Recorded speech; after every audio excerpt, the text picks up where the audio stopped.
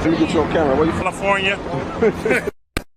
No, for real. No, serious though. Watts, baby. I know where you from though. Where you from? Eastside PJ Watts. I'm from Grace 2 Rock, nigga. Right. They call you, homie? Big Slice. Big Slice? Yes, yes. All right, nigga. They call me Puto, cuz. Right. That hustle. Big shout out to SPI, Spotter Low. You know, I'm in the black box. Had to come through, tap in, show love one time. Yeah, y'all make sure y'all subscribe. Stay tuned. All that. KB Goes Live YT is the channel we're reacting to. And guy makes some good points in regards to Ebro and breaking down Ebro's new philosophy on getting people to work with him on his platform. KB kind of like analyzes how, you know, it's different once you've been a part of an industry and try to build a channel, even though you have some sense of popularity outside of that, it's not always easy. I can attest to that. I can relate. And it's just interesting that Ebro and his partners are trying to go from what they once had to start something new. And you have to notice the quality of their production is boo-boo. You would imagine coming from such a high sophisticated level of media, if you went independent, you would immediately come with an initial investment to have your quality and your aesthetic up to par, similar to Cam and Mace, how they kicked off out the gate looking like they had some money behind them. And if I recall, initially, Cam reported that he spent $250,000 to even kick that off.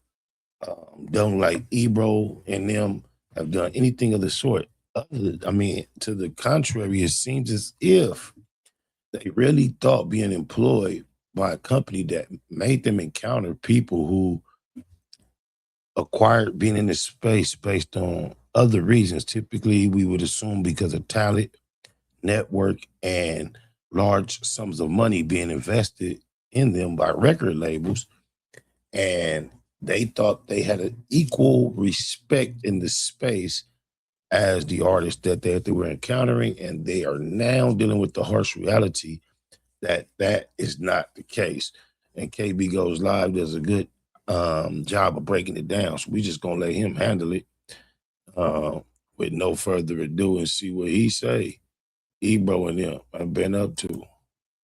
A couple months ago, I made a series of videos talking about Ebro after he was fired from his morning show at HOT97, a radio station in New York, right? And in those videos, I kind of went a little bit hard on Ebro, right? I didn't pull any punches. Ebro is not one of my favorite people online, mostly because I viewed him as a bully, as a gatekeeper over the years. He thought that his position at HOT97 made him bigger than what he was. He thought that it made him better than everybody around him. And for the longest time, Ebro sit up there at HOT97 and he talked down to the artists that came up there for interviews. He talked down about people that weren't in traditional media, like YouTubers. He painted us in a light that didn't make us look very good. And he did this at every opportunity that he ever got. Because of this, I'm not a fan of Ebro. And when I made those videos, I kicked his back in a little bit because, to tell the truth, I felt like he kind of deserved it. When he got fired, he immediately started posting videos online. He was blaming everybody but himself for the downfall of his show. He blamed politics. He blamed the radio station. He blamed everybody except for himself. Well, it's now been a few months since all of that went down. And I guess that Ebro has been finding out that the stature he thought he had in the industry isn't actually a real thing. Right? You see, after he was fired, him and all of his co-hosts from the morning show decided to start up their own YouTube channel. They've been posting videos over there daily, and it has not been going so well. I'm not gonna lie, their numbers are looking terrible. The video production and quality of the show is absolutely. Now, I can say this. We killing them in quality, and we competing in numbers. That's pretty deep, to say the least. Put that on the East. Oh, blah, blah, blah, blah. terrible, but I'm not really here today to continue to harp on Ebro, right? Instead, I want to play y'all a clip from one of his recent shows where he's talking about the situation, his experience with becoming a YouTuber, a blogger, somebody that he clearly did not respect before he got fired at HOT97. And I know he still got a job over at Apple Music for now, right? But this clip, I feel like really demonstrates the hard reality check that Ebro has been facing over the last couple of months, right? Y'all watch this. Oh, now things are tougher. You know what I'm saying? We're just ELR. We don't even have the cosign of the Heritage logo. You know what I'm saying? We're not traditional media anymore. We're just some people on YouTube, so it's a lot different. Hey, don't say it like true. that. They may act different out here. No, Laura, I'm telling you, people are acting different. I know. You haven't experienced people acting different? Yes. Somebody I've known for 30 years the other day, I was talking to them about some artists they work with and me wanting them on this show. And it's crazy because from my understanding, Laura is not the premier personality. It's the two fellas.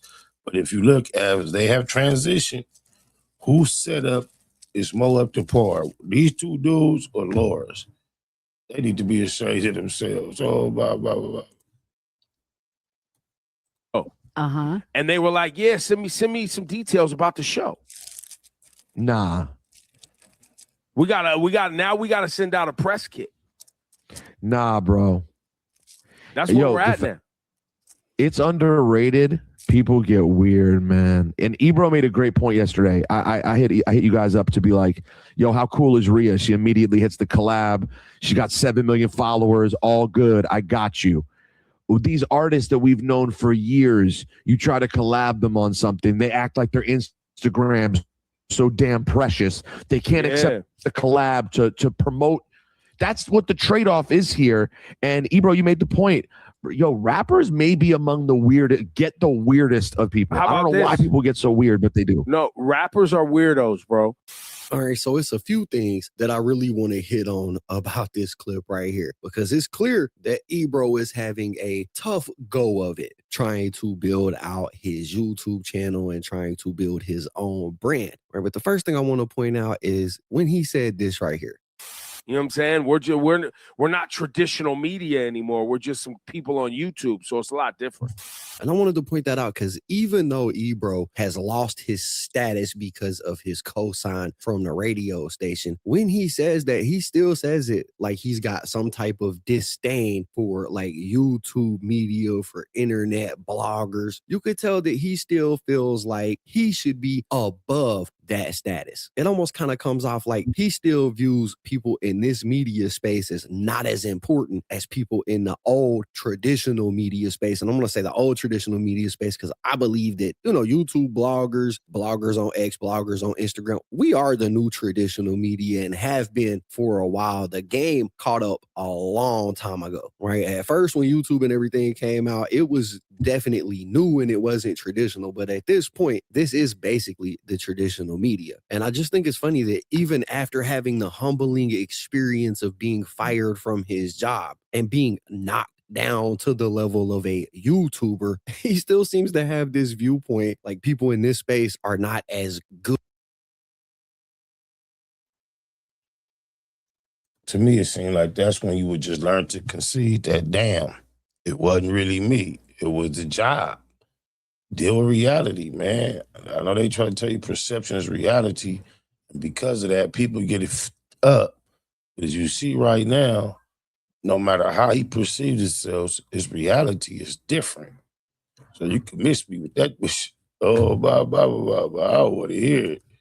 I'd heard it all before. Good or don't deserve the same amount of respect as people that work for places like the radio stations, even though that's clearly not the truth, right? But second off, I find this interesting because, like I said, Ebro has spent so much time shitting on artists and bloggers that weren't in that media space that he was in. And now he's been humbled. He's down here on our level and he's realizing that the game is different here than it is there. It's harder here than it is there. For the longest time, he acted like what we were doing wasn't nothing, kind of like it wasn't a real job. And what he bet you would be extremely difficult for Ebro to name a list of people who wasn't attached to the machine that he was giving shots to while he was attached to the machine, and now he acts as if he deserves action from people attached to the machine when he's not.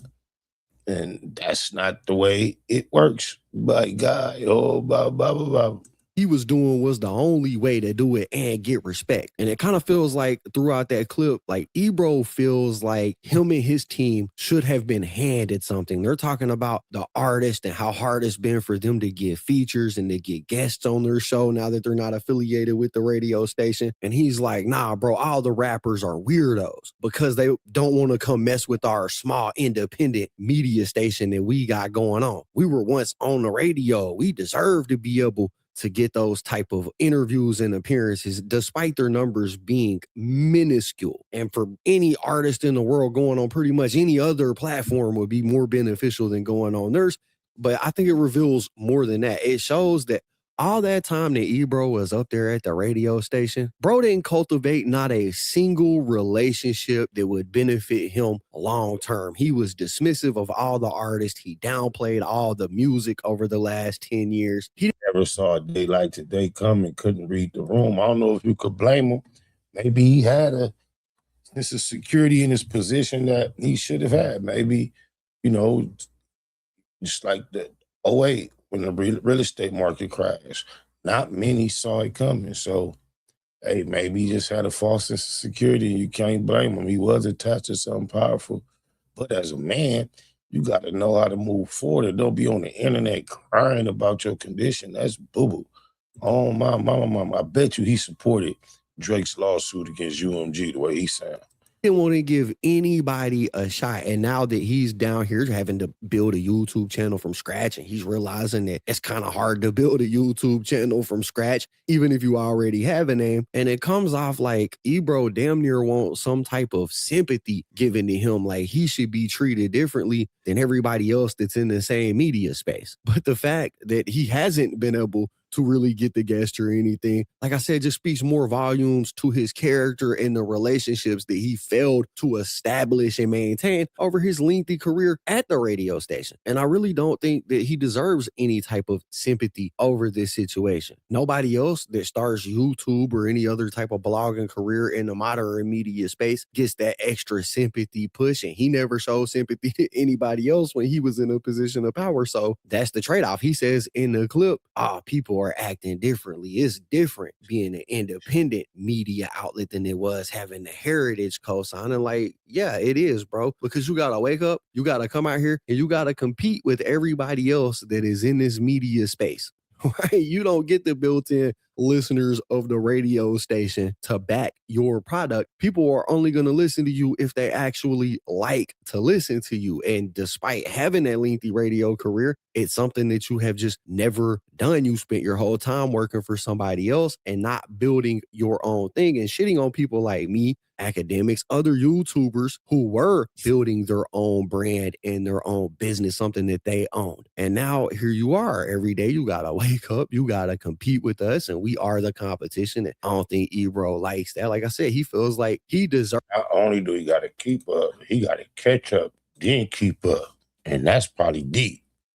To find yourself amongst a community that you turn your nose up on, and you still haven't learned to respect it. But you respect it more than you respect putting in some application with your good articulate ass.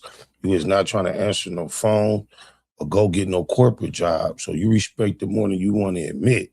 Ain't that some shit? To have a bigger platform than what he has actually earned for himself. He got used to having that built-in platform that the radio station provided, and he thought that that meant that he was popping. Like, nah, bro, the radio station was popping, not you individually. And I just think that the entire thing is just massively ironic. Now, I don't wish nothing bad on Ebro, and I hope that he does get his numbers up. I hope that he does wake up and compete with everybody. And I hope that, you know, he can prove everybody wrong. I don't wish nothing bad on Ebro, but I think that he should really sit down and use it as a learning experience for the way that he treated people, the way that he talks to people, the way that he thinks of himself, right? What he's going through right now should be a massive learning experience. My only other piece of advice for Ebro or anybody like Ebro would be stop trying to rely so heavily on those guest appearances, right? A lot of the dudes in the media space that are winning, especially on YouTube, are YouTubers who are not relying on guest experiences. You do have a selective. That's deep because his whole career, he's relied on someone creative with a story, with a deal, with a record, with some success to come through, tap into a corporation that allowed him to represent them. And it caused him to develop a false sense of appreciation for himself instead of being grateful that he was in that position, because he did very little to actually earn those experiences. He was just fortunate. Some people get fortune mixed up with accomplishment, and that seems like he's been victim of doing that. He's one of them people. Few that do rely on that, like DJ Vlad, Sean Cotton, and it's worked great for them, but them dudes actually have locations. They're actually sitting down with people. All Ebro is doing is sitting there on a webcam hoping that an artist will give him a handout. If you're going to rely on an artist, maybe actually put some effort into having a place where that artist can come to. And then my last little piece of advice, I guess, for him would be, maybe look at why the show was canceled in the first place. They got fired from HOT97 and then immediately jump-started a YouTube channel where they're doing the exact same thing, just with a lower budget and with lower quality. If it wasn't working on a radio station, what makes you think it's going to work on the YouTube channel, bro? It was canceled for a reason. Maybe look into that. But anyways, the irony is crazy. I wanted to talk about it because I was on Ebro's neck when he got fired, right? He was big-headed. He was like, oh, nah, we only going up from here, and it's been a couple of months, and it looks like things ain't really went up for Ebro since then. So I wanted to talk about it, but y'all got to let me know what y'all think about this whole. I'm just saying, I'm not sure they're gonna stick it out for the long haul. Their aspirations obviously way higher than what their reality is really turning out to be. And with that type of ego and arrogance, they may hit the road and try something else. But then if you're that arrogant, you don't want to go get any type of traditional employment. So maybe they will tough it out. But welcome to the dirty sector, boy. Let me get you on camera. Where you from? California. No, for real. You know, I'm serious though. Watts, baby. I know where you from though. Where you from? Eastside PJ Watts. I'm from Grace 2 Rock, nigga. Right. They call you, homie. Big Slice. Big Slice. Yes, yes. All right, nigga. They call me Puto, cuz. Right. You wasn't that person. Big shout out to SPI, Spotter Low. I'm in the black box. Had to come through, tap in, show love one time. Yeah, y'all make sure y'all subscribe. Stay tuned. All that.